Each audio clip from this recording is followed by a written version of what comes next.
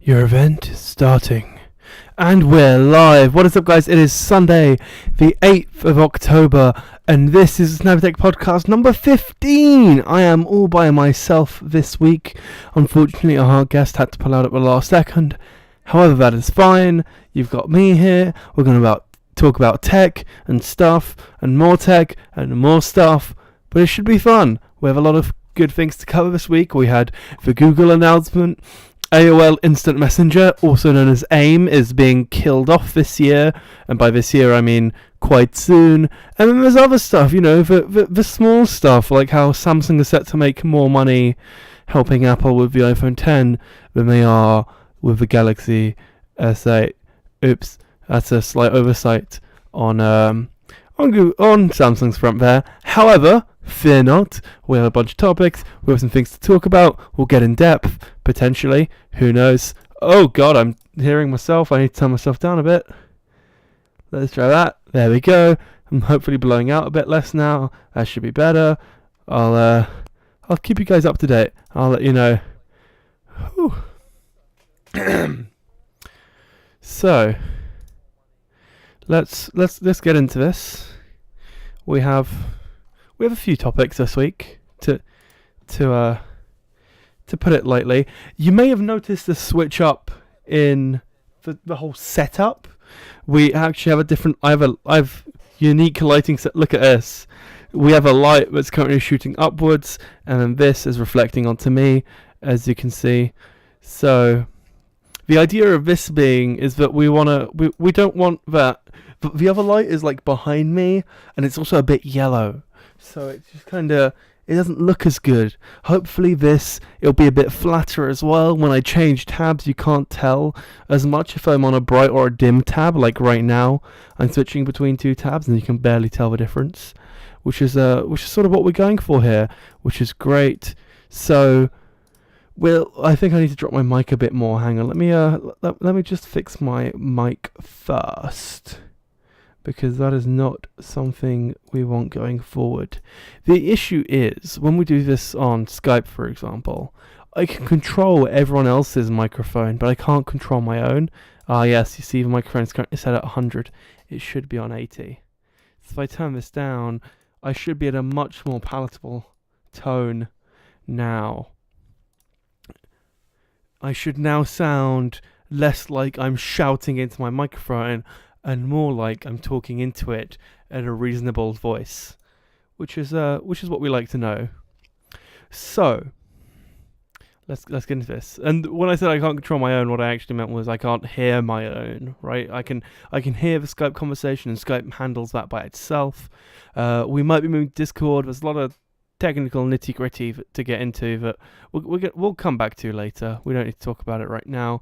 However, what we do need to talk about right now is the fact that we are live talking about the week's tech news, and I haven't tweeted or Facebook this out yet. So, just in case you couldn't tell, I've been in a bit of a rush today because I got home like 7 minutes ago, because it's 6 minutes past 8, which means I got home 7 minutes ago, because those are the kinds of schedules we work around. However, if I grab this link and get it ready to go, there it is for Facebook. There it is for the tweetsers. If you are in the chat, make sure to say hi. It would be great to hear from you guys. Let me pull up the chat just in case I'm missing something, because that's never happened before. However, yeah, it's been a busy day. Just need to talk about technology and the things that have happened. And we'll be fine. We'll get through. We'll make this happen. It's okay. We're just gonna take a second to relax while I write this tweet, and then all will be well. And just take this moment to reflect on your week, to think about how it went. Did you have a good week at work? Did you have a good weekend at home? Was it somewhere in between? Was it neither? Who knows? Take a minute now to just sit there, reflect, and I'm not sure how much longer I could pull this charade off. Oh man, this is what happens when you leave me on my own in front of a mic for a bit too long. Let me just oh god, I can't spell Google if I'm on my own apparently. Google. If I type in AIM, will it pull it up or do I need to put in AOL? It's AOL. America Online. Just in case you didn't know, that's what AOL stands for. Fun fact. AOL doesn't have a Twitter, apparently. Well, this is embarrassing. It's AOL _Inc. You see? You see what's happened here. Actually, I will take this opportunity to discuss our plans for the coming weeks, because although this week is a bit of a quiet show with just myself, we actually have a couple of really good shows coming up in the next couple of weeks. We should have on some really good guests. Hopefully, fingers crossed. I mentioned this in passing during the Google live stream. We should have some people I'm excited for. I'll put it that way. I don't want to give too much away, but it should be good, and by good I mean great. It will be it will probably be next week's at least will be less news based. It'll be more based around the guest we have coming in, because it will be such a big deal. And then the week after should be more so news based, just with a new personality, which should also be a lot of fun. Let me just finish this up real quick, and we will be good to go.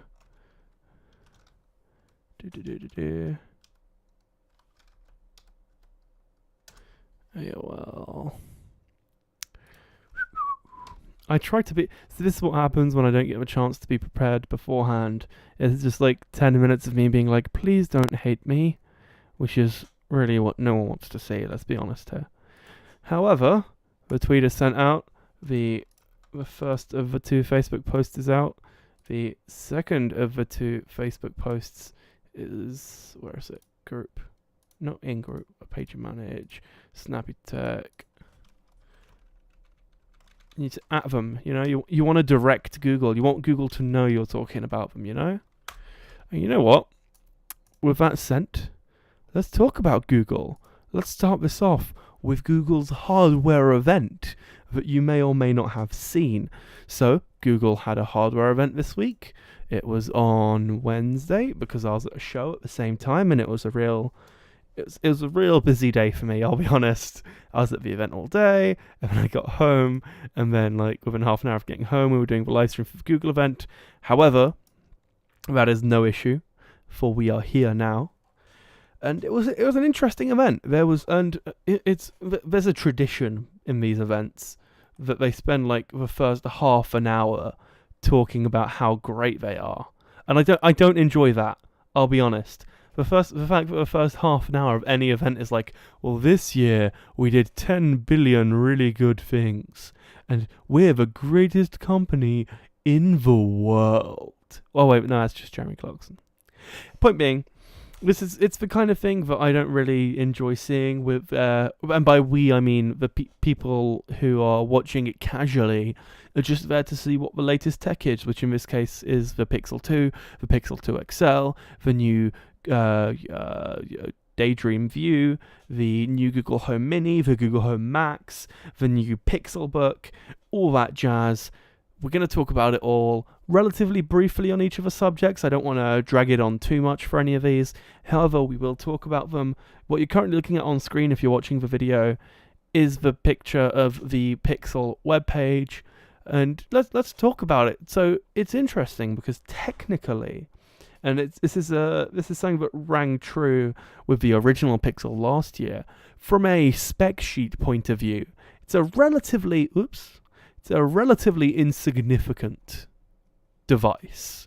If you were to just look at the specs and you were just to go, oh yeah, it's more or less a regular flagship. What makes this important, however, is that this is being made by Google being the company that, you know, owns Android to some extent, and it means that not only do they get all updates first, more critically, they get all the upgrades more or less guaranteed, and in Google's case they pledge it for 3 years on the devices at least, which is great. That more or less matches Apple with their iOS commitment, which is where we want to be. I tend to try and buy devices that are relatively ROMable, because I like messing around with them. I like installing custom firmware. The fact that I have a Samsung Galaxy S7 Edge that is currently running a ROM that is for the S8 means that if there are any specs that Samsung weren't planning on bringing to the old device, I can get them myself as such. And as well as that, it means that I can make sure my phone is up to date, even if Samsung decide to stop updating my phone, which is an important one for me at least. The biggest issue in this day and age isn't security breaches. It is security, but it's not the breaches themselves.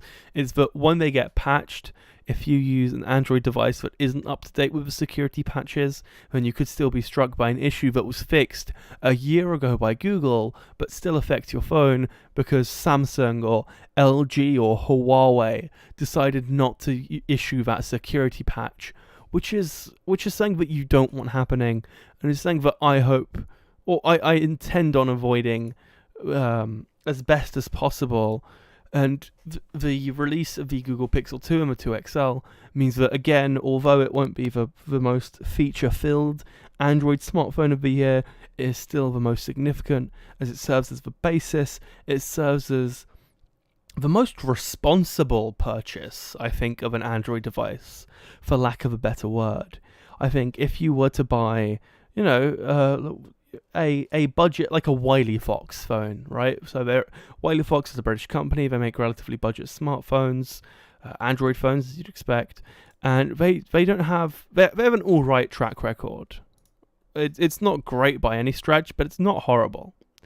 So if you get a Wiley Fox phone, then it's in the sense that, you can't be certain that it's up to date. You can't be certain that it's up to date from a security point of view either. And so it's a bit more of a questionable decision, I guess, is the best way to phrase it. And you don't, in this day and age, you don't want to be questioning that decision, especially when we have, all of our devices are so connected and they're doing everything all the time. And you just don't want that going on. Trust me. Just trust me. So you're probably wondering, George, what are the specs of this relatively normal device? And I am glad you asked. So if we look at it by the numbers and switch back to the screen here, you can see it's a relatively normal, right? It's added a few things which I think is important. For water resistance, very critical. The fact the fingerprint scanner is in the middle on the back, also critical. I think they seem to have moved it a slight bit up from last year, which I haven't really used the Pixel 1 that much. So from what I hear is that's a good call. The camera is just gorgeous, supposedly. So it is worth noting that Google claim and DxOMark claim that it's the best camera in a smartphone, with a DxOMark rating of 98 compared to the 94 of the Samsung Galaxy Note 8 and the iPhone 8 Plus, which is, it's interesting. That 12.2 megapixel rear-facing camera has not only got OIS this year, but it's also got EIS, which it had last year as well. So that it's got optical and electrical image stabilization. It puts the two together and you get a extremely smooth video out of it. It's got massive pixels at 1.4 nanometers, and it has two options. So there's a Pixel 2 and a Pixel 2 XL. Here's the important thing as far as Google are concerned, and I'm not sure whether this is a good thing or a bad thing, but it's a thing. Regardless of whether you get the Pixel 2 or the Pixel 2 XL, all of the specs that matter, primarily, are the same, right? Processor, same. Snapdragon 835. 4GB of RAM, the same on both. It will have the same camera on the back, it'll have the same camera on the front. Both of them have a squeeze functionality. If you squeeze the phone, it will bring up Google Assistant. Great. Both of them have screens, which is where it's different, and both of them have batteries where it's different. So the Pixel 2 XL has a slightly larger battery and a slightly larger screen. The Pixel 2 XL has a 6-inch 2440 by 1440 screen, so 18 by 9, 2 by 1, slightly taller. Interestingly, the bezels don't go quite to the edges, as you can see if you're watching the video right now. It's not quite the edges on the top and bottom, or the left and right. And to be honest, the rounded corners look a bit off. There was a render on Reddit that showed what it would look like if it had squared corners. And because it's not quite as close to the edges of this phone, it just looks a bit more expected, I think is the best way to put it. It looks a bit more normal. Now, the reason it has these thicker bezels, partially, is because it has the front-facing speakers, which is great if that's what you want to go for. It's also partially got those side bezels because of that squeeze functionality, as previously mentioned. This is the XL. That's great. If we look at the smaller Pixel 2, it has a 5-inch screen. However, you'll notice it's not that much smaller. It has a 16 by 9, 1920 by 1080 display, which means that it's more or less just as wide. So if we compare this exactly, the extra inch of display gives you an extra 0.3 inches of width. So because the Pixel 2 XL display is narrower and taller, it's only slightly wider. And then the lack of bezel on top and bottom means that although the screen again is going up in 1 inch, right, from 5 inches to 6 inches, the device itself is going from 5.7 inches tall to 6.2. And it's bizarre in the sense that the size difference between these two devices isn't that drastic, because the screen is just so much more embedded in the Pixel 2. There's so much more device around it. It's definitely an interesting call. Outside of that, as I mentioned, security updates for up to 3 years, a security chip to reinforce your lock screen. It's got built-in security, Android Oreo, the always-on display, which is something I really like. And the thing they showed off, and I wonder if I can bring this up, is as a feature, I forget what they called it. It was, let me see if I can find it really quickly. Let's find out. I can. Name that tune. So, the Pixel has a built-in database, let's call it that, of songs. And what it will do is, using the fact that it's always listening for you to say, OK, Google, it'll also do that to listen for music. So without sending the information, so this would hypothetically work offline. It's something that when we get a hold of a device, we'll test out ourselves.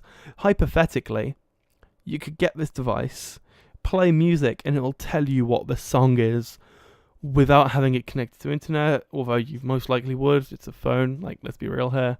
And it will show you along the bottom of the device, which is cool in the sense that it shows you the songs. However, again, the Android subreddit was showing this off.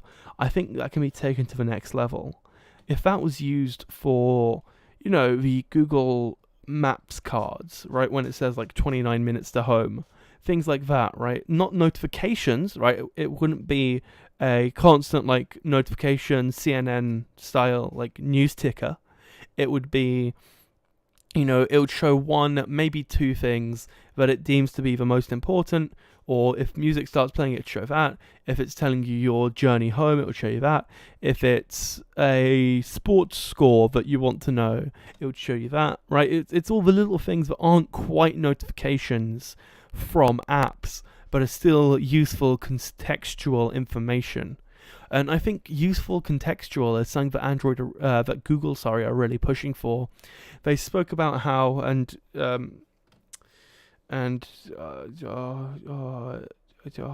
God, his name has evaded me all of a sudden. Hang on. Give me a second. It's a lot of talking. It's hang on. Snappy-Tech. That's the name I was going for. It's because God damn it, that took a bit too long. So it's the kind of thing that Snappy-Tech was really pushing for, the transition from a mobile first to a AI first ecosystem, if we call it that. So the idea being that the specs of the phone itself doesn't matter because it's the AI in the background that's handling everything anyway. And yeah, so that's what they're going for. Fast charging, which is great. Now, here's the issue. I have two issues with this device. And I have a really big internal debate going on. Because I'm not sure whether to go for this, the Pixel 2 XL in my case, because A, it's got less bezel, and B, I prefer bigger phones, hence the S7 Edge. So I have it's either this or the LG V30. Now, the LG V30 has two rear cameras, one stand and one wide angle, and is better for video in that sense because it also shoots raw video. So if you're going to edit it and touch it up, it's great. However, the Google Pixel 2 has the highest rated DxO mark. Photography is stunning. Videography is also apparently stunning, but doesn't shoot in RAW, which isn't that big a deal. I think I can live with that. However, the other thing is the Pixel 2 lacks a headphone jack, which for me is I'm trying to convince myself it's not a deal breaker, because of all the other benefits of going for the Pixel, right? The pure Android, the instant updates. And I'm just not sure. I'm not sure how worth it that is. And it's an internal debate I'm having with myself. I think what's going to end up happening is I'll reevaluate the situation as such in January when my contract upgrade is due. The idea being that if I can get a really good deal on one of the devices, I'll just look over the fact that, I'm not really... I'm not sold on either one. The selfie camera on the LG V30 is questionable at best as well. And it's not an easy choice. Let me put it that way. Let's talk about colors though, because I wanna. So Google are always great with their coloring scheme, right? They always have funny names for them, and by funny I mean serious names, right? So the Pixel 2 comes in three colors: just black, which is just black; clearly white, which is hang on, let me bring up the back. When you look at it, it's pretty clearly white. And then kind of blue, which again, when you look at it, is kind of a bluish color. You may have noticed the accent on the power button whilst looking at these images. That is intentional. I quite like the look of it. Can we get an up close of this? Is the real question. This is about as close up as we're going to get. You'll see that the power button is a slightly different color compared to the rest of the phone in the case of the blue, and as well as that on the XL. On the black and white version, this is the color choice that confuses me, to put it nicely. If we look at the back of this Pixel 2 XL in black and white, is it just me or does it look a bit off? And then on top of that, they added the red power button for a bit of pizzazz, which I'm all well and fine with if it's a color that fits in with the rest of the device. That red power button just looks like an SOS button, if I'm completely honest. And it's a bit odd. Luckily, it comes in just black as well, which is the color I'd most likely get it in. It's the color that I'd be putting a skin on it anyway, most likely, so it wouldn't be too big a deal. But this is most likely if I was going for it. Now, I do want to correct something I said on the live stream. On the live stream, I said that the LG V30 is £700. It is not. That is also $799. If I go to shop and then not pay as you go. Whoops. Actually, no, we do want pay as you go. We hit LG. It's a real journey to try and find the LG V30 on the Carphone Warehouse website. The Carphone Warehouse website. They really go to bury it. Like, it's a real... They really don't want you knowing it's there. I don't know why. Even if we go for, like... It's not even in the recommended. Like, they recommend an iPhone SE over the LG V30, which, let's be real here. The SE isn't Apple's finest work. Let's hit LG. go for the V30. There it is. Look at it in all of its glory. It's also $799.99. So in my initial reactions, saying like, oh my god, it's £99 more than the LG V30. It's not. They're basically the same price. I just remembered it being $699, not $799. My bad. But yeah, it's these are two very good phones. Neither is perfect in my opinion, but they are definitely both very good. They're both made by LG, coincidentally, so really it doesn't matter which one I buy, because either way LG are getting the money for it. And also the fact that the LG V30 doesn't come in black slightly saddens me, because that's another device that I wanted to get in black as well. Whew, this is a lot of talking. Take some water on board. I feel my voice already like starting to like tighten as I keep talking here. It's not a fun one.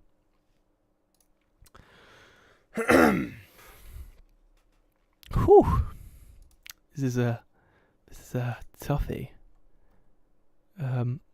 Oh, Swardine's in the chat. Hello to Swardine. Sorry, I'd been I was busy focusing on the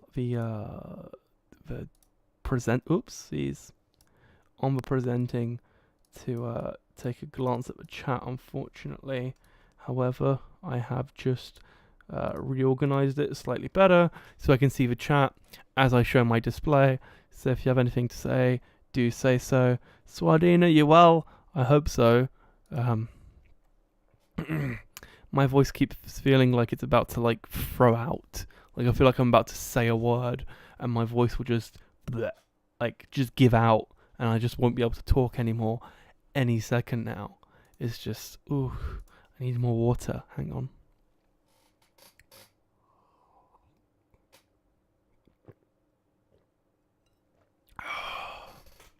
Ooh. That's good. Water is crucial for podcasting or for long content. Actually, quick tip. If you're ever talking for more than like 5 minutes straight, just have some water on you and just drink it. Trust me, it's better for everyone, including yourself. I guarantee you that I'm going to wake up tomorrow morning and I'm going to have like a pulled voice. Like, is that a thing? Is that like a legit injury by any chance? Can I like call up to work and be like, sorry guys, I can't come in. I pulled my vocal cords. I hope so. Oh man. So, that wasn't all they announced. What time is it? Hang on, oh yeah, we've got time. They also announced, I'll speed up through the rest of this. I think the phone was the biggest conversation point. Outside of this, we have the Google Home Mini, which is like the Amazon Echo Dot, but the Google version. It looks like a little donut. It's so small and round and fluffy. It's not quite fluffy. It does have fabric on it though, so it looks kind of fluffy.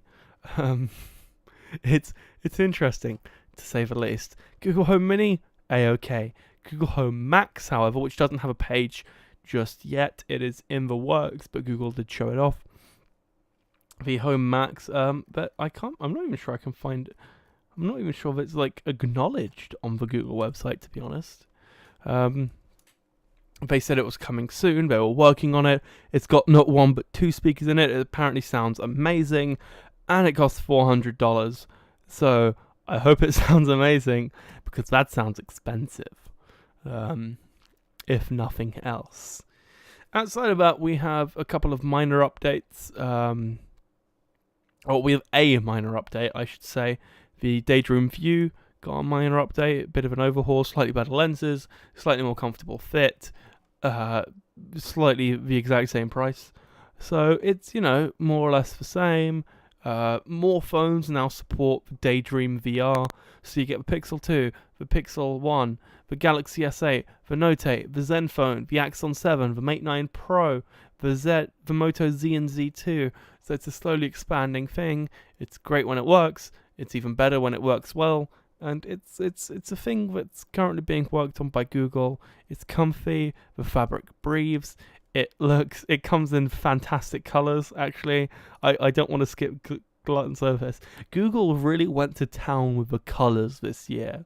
That was clearly what they were going for. This comes in 3 colours. Fog, which is kind of a greyish colour. Charcoal, which is black, basically. And then coral, which is this reddish, orangish colour. I just love how clearly the people who coloured the phones and the people who coloured the VR headsets are 2 separate teams, because you go from basically blue to coral. Like, they were really gunning for it. Oh man, so that's the minor one, and then the slightly... The one that excited me most, outside of the phones, obviously, was the Pixel Book. It's the ultra high performance Chromebook. It is the Chromebook Pixel, but reimagined. It looks just like a Pixel phone, but in laptop form. I made the joke during the live stream, but it literally just looked like someone took a steamroller to the phone, which it still does, if we're honest. It's got that little glass bar along the top, which I think looks cool. It's where all the antennas are, all well and good. It's, you know what? Real talk. Everyone talks about how it's harder and harder to look unique, and I for one am someone who also talks about it in the sense that it's difficult to create a laptop that doesn't look the same as every other laptop, because if you want to create a laptop that's made of metal, then you go for the, you want to slim it down, you want to get as much I/O that takes up as little thickness, you want to get as big a battery in it, and you just end up in the similar place, right? In more or less the same location, right?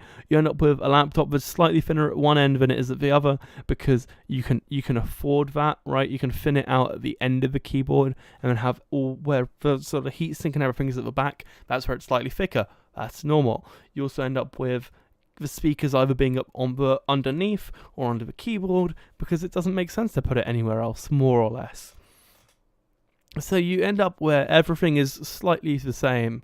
And luckily, Google have come here and not done that. They decided to take that design language that worked so well with the Pixel, put it on the Pixel 2 and the Pixel Book, and I think it looks good. I like the look of it. It looks... I mean, yeah, it just looks like a steamrolled phone. But it looks good. It looks good for a steamrolled phone. Swardin's asking where Paul's at. He couldn't make it this week. We had a a replacement guest lined up. Unfortunately, they couldn't make it either. It was a last second issue on their end. But it's fine. I'm here on my own. I'm here talking. And my voice is slowly going as I do. I feel like I'm... You know how they talk about how... You can tell when someone's crazy because they talk to themselves a lot. Does this count as me talking to myself a lot? Because if it does, we probably have an issue. The Pixel Book is extremely thin, 10.3 millimeters to be precise.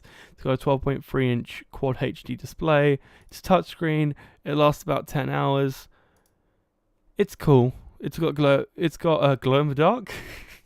It's not that the keys aren't glow in the dark. They're backlit via LEDs. They don't glow in the dark. However, that would be cool. That is something I'd put on my as a corner cutting kind of deal, right? I'm like, I really want my keys to light up, but I can't afford LEDs. Just put glow in the dark paint on it. It'll work fine. Oh, that's priceless. Comes with a £99 pen. If you want to buy that too, just don't. Let's be real here. Unless you're going for the artsy kind of deal, don't do it.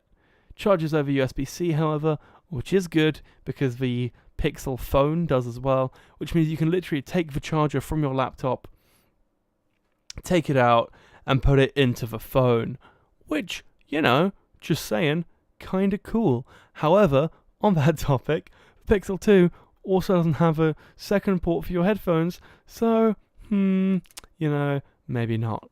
This comes in 3 configurations, ranging from the £1,000 i5 8GB of RAM to £1,700 for an i7 16GB of RAM. and a 512GB NVMe SSD. If that's not overkill for a Chromebook, I don't know what is.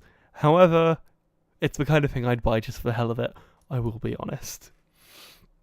Let's move off of Google. We've talked a lot about Google this week. Hang on, do we have any other devices I'm missing? Home, Pixel. Oh, they also announced the Pixel Buds, which I'll cover really quick. They are Bluetooth headphones. They work with any Bluetooth device. However, if you link them with your Google Pixel phone, they translate languages in real time, which is cool, to say the least. I like the idea of it. I'm not sure how well it works. It's another one of those things where we have to try it to see what happens. However, the idea of real-time translation is really cool to me. The idea that someone would walk up to me, say something in a foreign language, I'd reply in English and get that translation going. I think it'd be cool. Well, we'll have to wait and see, and it'll be something I'd probably end up playing around with just to see how it goes. These do have a cost £160. To some extent, that makes sense here because of that touchpad and the whole translation kind of deal. On the other side of it, they do look shockingly similar to AirPods, not in the form factor, but in the way they rest in the ear. And I really like, that's a USB cable. I really like my Jaybird X3s. So my Jaybird X3s have Comply foam tips. So if I go into this view, you can see these are foam. So if I compress this down, you'll see it slowly expanding again. And the idea is you press this down, put it in your ear, and it expands. I really like this design. I really like these tips. They're not cheap, that is for sure. However, they are really good. Like I really like them. They're really good at sound isolation. They're great if you are going for the whole sports look. They stay in your ear a lot better. And it's just a nicer experience. To me, at least, they're also a bit more comfortable. These are the isolation version. If they're more rounded, you can get them for comfort, and you can also get them for sport, for sweat resistance, depending on what you're going for. So make sure to look around, see what you can find. However, they are on Amazon, and I personally love those foam earbuds. I've got them on all of my earbuds. I have these are wireless. I have a pair of my Extreme Explosives right here, my JVC Extreme Explosives, which also have the Comply foam tips. So I took off the ones that came with them. Yes, Marquez Brownlee is obsessed with Jaybird headphones. Actually, Marquez Brownlee is the reason I bought these. MKBHD did a review on the X3s, and when I started going to the gym, I was like, I need some wireless headphones because I just can't deal with my Extreme Explosives whilst in the gym. And so I looked on. I knew that he gave them some high praise. I rewatched the review. These were like £20 or £30 off. So I just decided to bite the bullet, buy them. Great purchase. I love them. Yeah, they're great. I really like them. Whew. It's a lot of talking. What time is it? Okay, cool. I do, however, believe that Marquez primarily wears the Freedom headsets, so the Freedom 2 earbuds, as opposed to the X3s. But I'm not sure. Actually, on that topic, what I will cover is that Jaybird announced, I forget what they're called, hang on. They announced the Jaybird Run, which are completely wireless headphones. So these X3s, as you can see, has a cable between the two earbuds, with a little controller, which is what controls it, as well as where the battery is housed. The Jaybird Run, as you can see on the screen if you're watching the video, are completely wireless, so there's not even a wire between them. They last approximately 4 hours, and then come with a little charging case that charge the earbuds 2 times over. Yeah, I had completely wireless earbuds because I gave them a go, and then one fell out of my pocket, so I had them like in a suit pocket.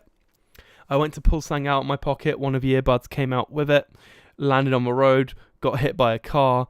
That's not fun, I guarantee you that right now. So I'm not sure, like I wasn't really hooked on the whole completely wireless thing anyway, and after that whole incident I'm definitely not hooked on the whole completely wireless thing. But, if it's something you're really going for, and if you are going for runs and stuff, and maybe I guess I can see that happening. But for me and for my lifestyle, I prefer having that cable in between anyway, because if I want to take one out, I can just take one out and it will hang on and it won't be an issue, especially with those foam tips. They really cling on. Like, there's a real art to taking those out once you've got them in your ear with the foam. Oof. So let's cover the next topic. How much are these actually? That's a good point.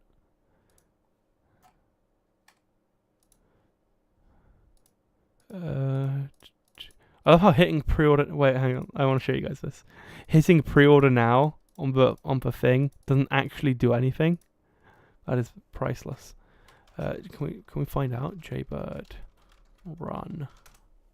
Will it give us a price?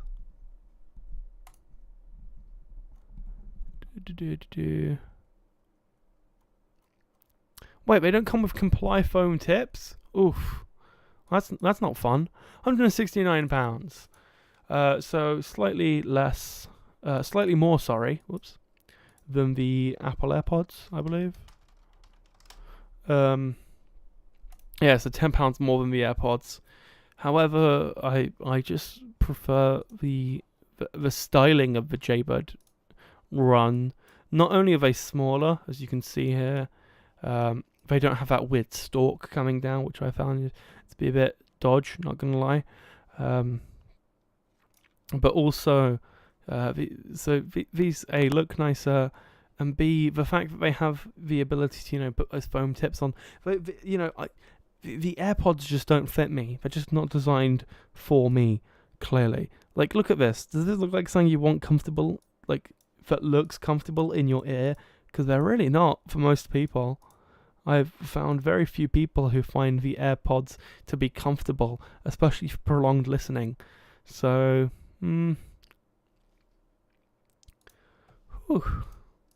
wow. I was not expecting to take this to an Apple place. Not yet, at least. Give me a second. I need to take more water on board. I feel myself slowly getting more and more dehydrated.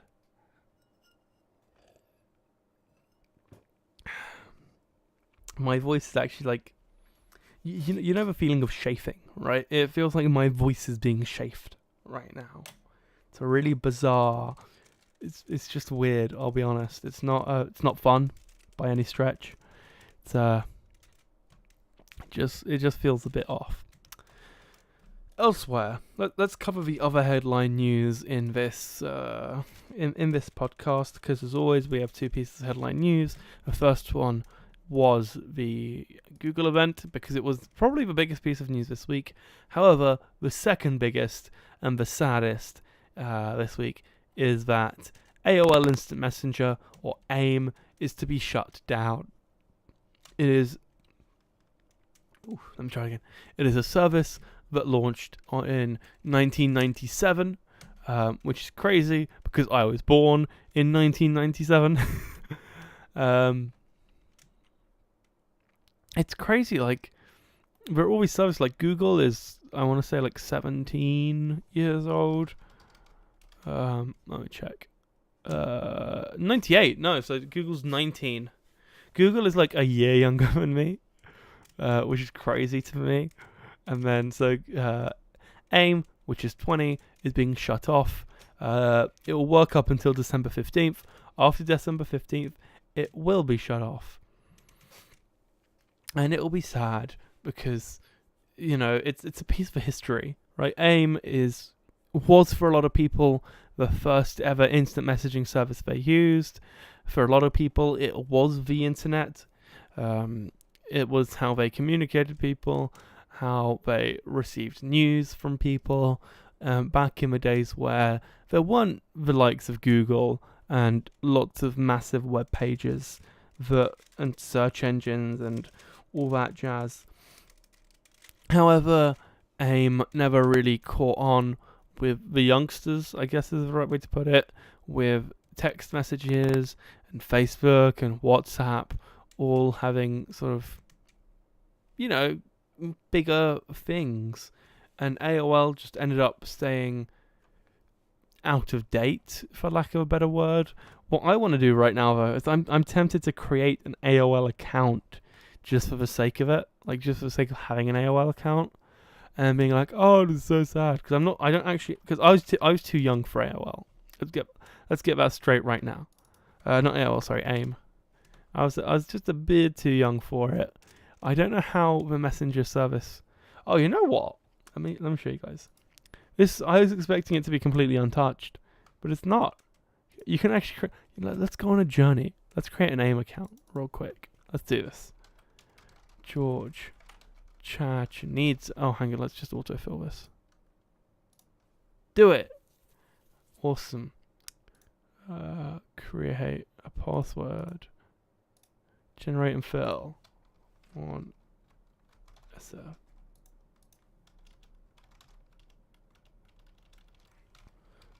Oh, I love how it assumes we're American. Let me turn off. I'm gonna quickly do a security question. Hang on.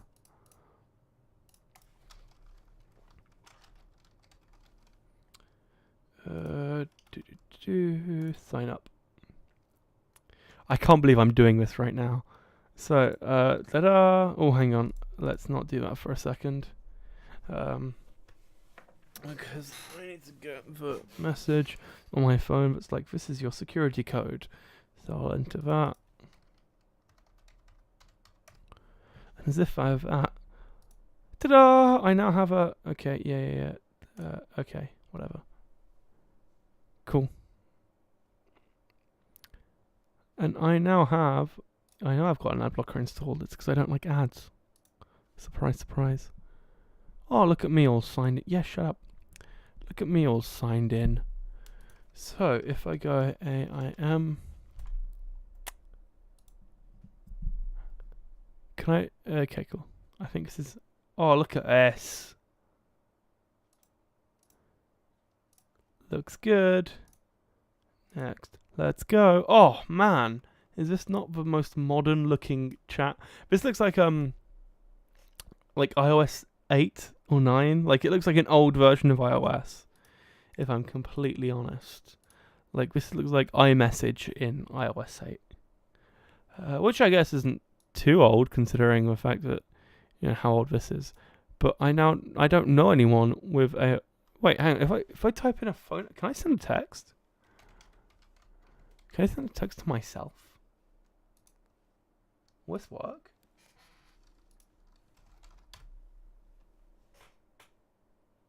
No, can't. That sucks. That was boring. Hang on, let me try this again. We do a +44.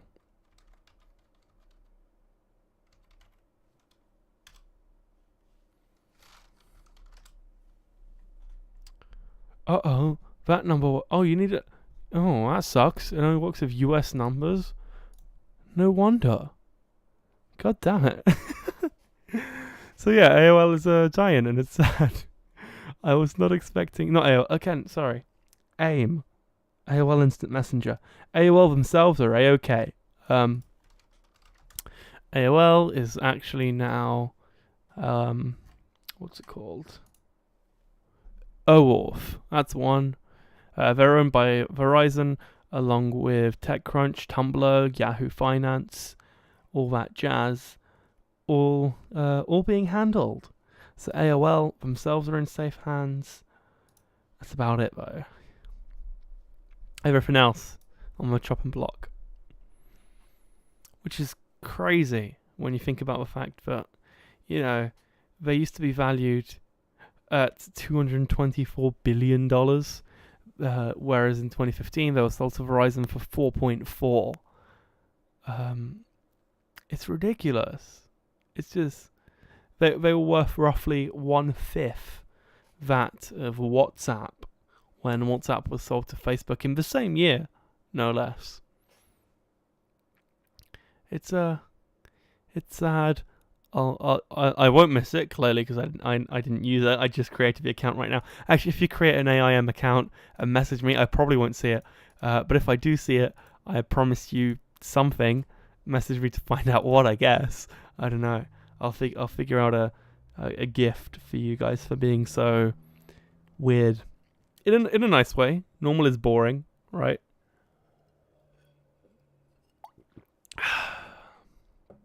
I'm running low on water. Don't tell anyone. Oh, man. We've been going for... Let me take a look. How long have we been going? Just under 50 minutes. Okay. I can pull this out. It's okay. I'm just going to after this, I'm going to play some FIFA on my Switch. I'm just going to crash. I'm going to burn. I'm going to sleep. And then all will be well in the world. That is A-okay. So, elsewhere, some news I want to talk about. Because this is an interesting piece of news. And it segues into a second piece of news quite well. That news being that Samsung is expected to earn $4 billion more from revenue on the iPhone X than they are for revenue on their own Samsung Galaxy S8, which is crazy. So if you don't know, Samsung work on a lot of the internals of the iPhone are actually designed by Samsung. The screen is straight up just a Samsung screen that Apple use, the display and that. What else is there? I believe the processors are designed by Apple but made by Samsung, if I recall correctly, or at least they were until they got sued, saying to that extent. I can't recall precisely what it was. Oh, and the flash as well, that's one. So the flash storage is also Samsung, which is, cool, I guess. However, if I zoom in here, it has meant that all of these devices, all of these parts that Apple are paying for, and the scale of which the iPhones sell at, means that Samsung will be making more money on Apple's phone than they are on their own phone, which to me is at least slightly hilarious. Let's be real here. Like, how could it not be? Imagine if we turned around and said, "Oh yeah, we actually we make more money making videos for this other channel than we do on our own channel." Like, if it was like it just seems a bit weird. As to the $4 billion mark, I think that's just on estimated selling for both devices. We'll see where it goes. The sales of the iPhone 8 were a bit weak as everyone waits for the iPhone 10. The iPhone 10 is expected to sell 130 million units, with Samsung set to earn $110 per unit. So actually, in the scale of things, in the grand scheme of things, let's do this. Let's do some quick maths. So let me bring in the calculator here. So, can I bring up a second one? I can. Even better. So we now have two calculators here. We're going to turn it down to standard. Shrink it down a bit. Oh, look at this calculator. Isn't it cute? Make a second one with standard. Also bring that down a bit. So $4 billion to you and I sounds like a lot. However, let's calculate the exact numbers, and we'll see how much it is percentage-wise.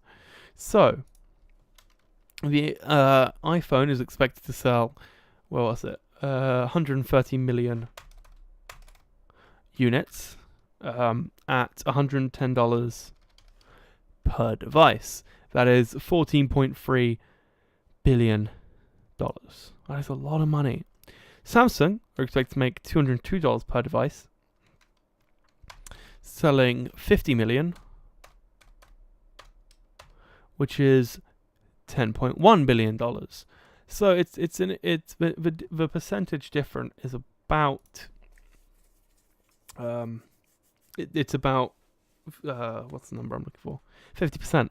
That's the number I was going for. It's close to 40% difference between them, which, you know, isn't insignificant, but in the grand scheme of things, it's, you know what, I'd take $25 billion. Who wouldn't? Let's be real here. Oh man, that is crazy. It's crazy how many devices Apple ship. Like, the sheer scale of their operation is crazy. And the reason it's crazy, I'm glad you asked. Well, if we go into the last piece of news, or in this case what will probably be the last piece of news, let me just reset that real quick. Apple have stated that they're looking into why the iPhone 8 batteries are kind of going the way of the Note 7. Not quite sure why. There have been devices reported to be turning up with these swollen batteries, which is not good, to say the least. Swollen batteries tend to indicate some form of damage. Apparently there haven't been any fires so far, which is good, because the last thing we need is another Note fiasco. And it's not the first time Apple have had battery issues either. They had similar issues with the iPhone 4S. This is said to be primarily affecting Asian phones, specifically Taiwan and China. However, there have been reports out of Greece and Canada as well. So we'll see. It's one of those things where there are so many Apple devices that we can't know whether it's just a coincidence due to the sheer numbers, and that, you know, it's inevitable for a couple to go wrong, right? You can't have them all be perfect as such. However, we'll have to see. Some people saying they just plugged it in and expanded. Others saying it turned up expanded. Apple saying that it was probably because they weren't using the official cable, whereas people are saying they were using the official cable. We'll have to wait and see where this leads. It's interesting though, because Apple just said they were aware and looking into it. Like, they're like, oh yeah, well, we'll take a look at those defective phones. I want to know if they're taking them in though. Are they taking returns on those? Like, if you said, dude, my phone turned up and the battery swelled up, would they take that? Like, would they say, oops, sorry, yep, that's an issue? We'll see. I think this is a bigger issue in the sense that Apple are also expecting delays on the iPhone 10 due to the lawsuit going on with Qualcomm right now. As well as that, there are said to be issues with other stuff. Said to be due to the what was it? Hang on, I'll remember this. The front-facing camera stuff, I believe. The like Face ID depth matrix dots. That's a coherent sentence. So that has apparently been pushing issues, meaning that they can't produce as many phones as they'd like, and it means that we might end up with the iPhone 10 properly hitting shelves in 2018, which would be crazy. It was already expected that they were going to be delayed anyway. They kind of were to some extent, because they weren't released at the same time as the iPhone 8. Partially, it's thought to be partially marketing, but partially because they just couldn't make them in time. And so this serves as a further pushback, and it's an interesting one, to say the least. Again, this is just rumor at this point. We can't know for certain. It will be something that we'll know when we get to the pre-order date. This is a $1,000 or £1,000 device. It is in no way cheap. However, it is something that Apple are pushing, and much like the AirPods, which also, oh man, the AirPods were just such a bad showing on Apple's front. Those things were also delayed. Not only were they were delayed without a date for when they'd finally come out. Google just said soon for the longest time, and then it eventually came out. So it'll be an interesting one to see what happens there. If we get to the pre-order date and then nothing happens, or maybe we get to the pre-order date, they open pre-orders and then just take forever to send them. Who knows? Will it also impact their sales? It might, right? If you are a iPhone owner and you follow Apple's cycle, then you're already going out of your way waiting for the iPhone 10. But what if you find out that's delayed by another 2 months? Do you decide, screw it, I'll go for the Note 8 or the Pixel 2 XL or the LG V30 or the Huawei Mate 10, which is also in the pipelines? I think it's the Mate 10. Ooh, Mate. It is the Mate 10. Hey, go me. The Mate 10, which has a 4,000 milliamp hour battery and is coming on October 16th. All of these things that make you question whether or not that is the device you want and which one you want. So it'll be interesting to see if Apple suffer as a result of this. And if it even is a big deal, we don't know yet. We'll see. It's definitely a wait and see scenario. Whew. I really like my unbranded pint glasses. They're I prefer these to like they're just nice. Just saying. Well, actually, if you're still watching this, A, thank you for being here. B, if you're watching the video of this, do let me know what you think of our visuals for this episode. I kind of knocked this around a bit by accident, so that's where it should be. The issue is, this background right here isn't there's a wall here, right? There isn't on this side. This side is just empty. There's no mirroring as such, so it's hard to get it perfect unless I had the camera like here, like on the seam of the wall. However, if the camera was there, actually, let me show you. Let's ooh, will it go? Will it go? Just about. So this isn't quite on the seam. And then let's see how this looks. Actually, I'm intrigued. Oh, you know what? That actually looks really good. But now I have to kind of. Yeah, that looks better than I thought it would. Interesting. Let me know what you think. Do you prefer this or the old one? This is the light. Oops. Oh no! I have exposed my secrets. There we are. Let's take this over here. The lighting feels so much more even. And this is interesting. We're now going to have to do the whole mix and match of how we sort this. We'll sort something out before the next episode. Fear not. We also have some testing in progress. We might be moving over to Discord instead of Skype.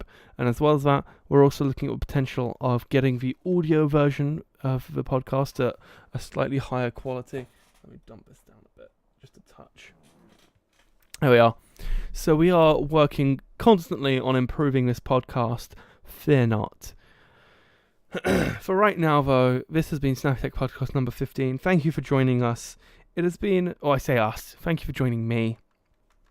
If you liked this, if you like the podcast in general, if you like when we have guests on, fear not. The next 2 weeks, we should have 2 very good guests on. It should be extremely interesting. Lots of fun stuff coming soon. Outside of that, if you want to watch the old episodes, it's here on our YouTube channel. It's also on our podcast, snappy-tech/podcast, which is our podcast aggregator. It's got a bunch of links to different aggregators. If you don't use a podcast aggregator, you can listen to the audio version. If you own an Apple device, you can go to snappy-tech/iTunes, and that'll bring it up within iTunes, which is great. Even if you don't have an Apple device, a lot of people use iTunes for podcasts on their PC, so you can do it on that as well. You can go to /Twitter for our Twitter, /Facebook for our Facebook, /Snapchat for my Snapchat. Do that as well. That's in the description of like every video. It's one of the upload defaults, and every time I look at it and I go, do I really want my Snapchat there? The answer is yes. Because I do a lot of fun stuff on my Snapchat. I tried to make it fun. I have a remote trigger, which I don't have with me. I mean, I also have a stabilizer because I tried to go for, we tried to go for what we have here. We want that production value, right? So we're working on that. Also, what I do want you to do is if you are listening this far, make sure to tweet at Paul Stubbers. Send him a happy birthday tweet. It's his birthday on Wednesday, so I'm sure he'll appreciate it. Just send him a message, tell him happy birthday, tell him you're thinking about him, and I shall see you next week. We are live every Sunday, 8 p.m. British Summer Time. When we switch back to GMT, it'll be 8 p.m. GMT. However, I'll let you know when that happens. I believe it's in a couple of weeks. Let me just double check that. When do we switch back to regular time? It is...